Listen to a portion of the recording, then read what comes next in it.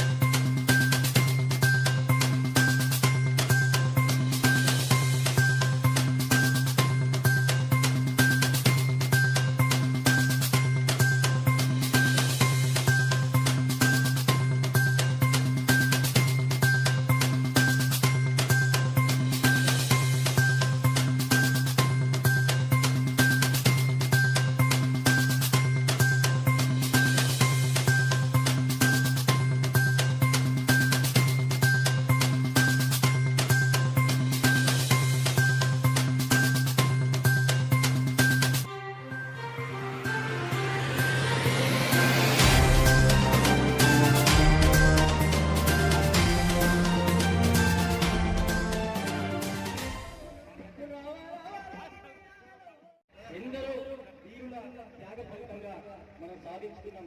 నాటి అమరుల ఫలితమే నేటి తెలంగాణ చెప్తూ జోహార్ తెలంగాణ.